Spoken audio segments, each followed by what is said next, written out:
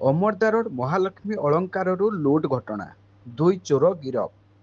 ବାଲେଶ୍ୱର ଜିଲ୍ଲା ବସ୍ତା ଥାନା ଅଧୀନ ଅମରଦା ରୋଡ ଫାଣ୍ଡି ଅନ୍ତର୍ଗତ ଅମରଦା ରୋଡ ବଜାରରେ ମହାଲକ୍ଷ୍ମୀ ଅଳଙ୍କାର ଦୋକାନରୁ ଲୁଟ୍ ଘଟଣାରେ ପୁଲିସ ଆଜି 2 ଚୋରଙ୍କୁ ଗିରଫ କରିଥିବା ବେଳେ ସେମାନଙ୍କ ନିକଟରୁ ଚୋରି ଅଳଙ୍କାର ସମେତ ଗୋଟିଏ ବାଇକ୍ ଓ 3 ମୋବାଇଲ ଜବତ ହୋଇଛି। ଗିରଫ ଚୋରଦ୍ୱୟ ହେଲେ ସିଙ୍ଗଲା ଥାନା ଗିଲାଜୁଡ଼ି ଗ୍ରାମର ଜଗନ୍ନାଥ ଜେନା ଓ ଦେବୁ ଗ୍ରାମର ଜନ୍ମଜୟ ଜେନା। ସୂଚନା ଅନୁସାରେ ଗତ 18 ତାରିଖରେ ଦୁର୍ବୃତ୍ତ ଦୋକାନର ସଟର ତାଲା ଭାଙ୍ଗି 30ରୁ 35 ଗ୍ରାମ ଓଜନର ସୁନା ଓ 6 କେଜିରୁ ଉର୍ଦ୍ଧ୍ୱ ଓଜନର ରୂପା, କଞ୍ଚାମାଲ ଏବଂ ଗହଣା ଚୋରି ହୋଇଥିବା ନେଇ ମାଲିକ ଥାନାରେ ଅଭିଯୋଗ କରିଥିଲେ।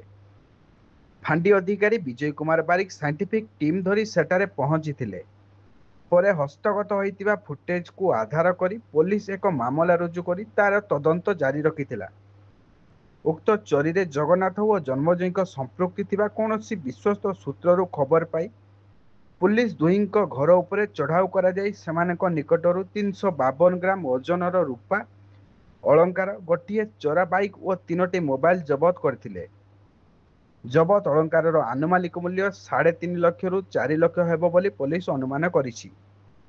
ଆଜି ଦୁହିଁଙ୍କୁ ଗିରଫ କରାଯାଇ କୋର୍ଟ ଚାଲାଣ କରାଯାଇଥିବା ବେଳେ ଫାଣ୍ଡି ଅଧିକାରୀ ଶ୍ରୀ ବିଜୟ କୁମାର ବାରିକ ସୂଚନା ଦେଇଛନ୍ତି।